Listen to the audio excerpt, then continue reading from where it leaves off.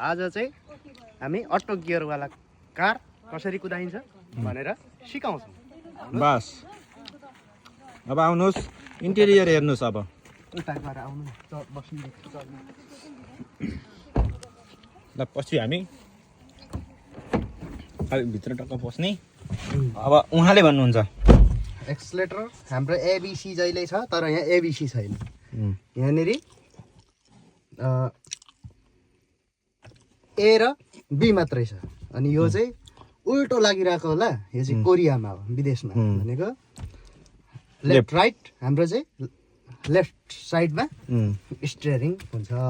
नेपालमा राइटमा हुन्छ यता लेफ्ट भनेपछि यहाँ चाहिँ क्लच हुँदैन जम्मा ब्रेक र एक्सलेटर ब्रेक भयो र एक्सलेटर मात्रै हुन्छ। त्यसो भएपछि ब्रेकलाई पहिला दाब्छौँ अनि टक्क स्टार्ट गर्छौँ।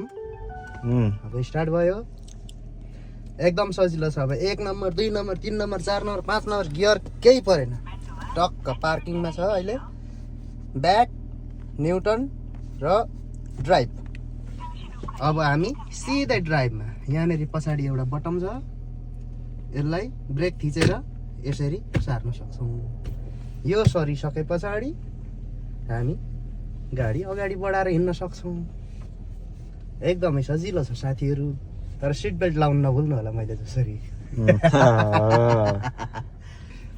फेरि पार्किङमा राख्ने निक्लिने जाने बस। रिभर्स पनि सिकाइदैन रिभर्स। अनि यसमा ह्यान्ड ब्रेक छैन। यसको अप्सन चाहिँ ह्यान्ड ब्रेकको यहाँ छ बटम छ।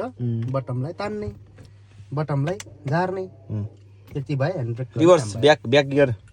अब ब्याक गियर हामी ब्याक यहाँ हेर्ने यहाँ हेर्ने अनि यता यता त्यति हेरेपछि हामी पछाडि बिस्तारै यहाँ दुईटा एरो सिग्नलहरू छ। यो पहेँलो स्टियरिङको हो भने अर्को हरियो चाहिँ गाडीको अवस्था। गाडी सिधा जाँदा स्टियरिङ नमोडी जाँदाखेरि हरियो बराबर जान्छ भने स्टियरिङ मोडियो अब पहेँलोलाई फलो गरेर जान्छ।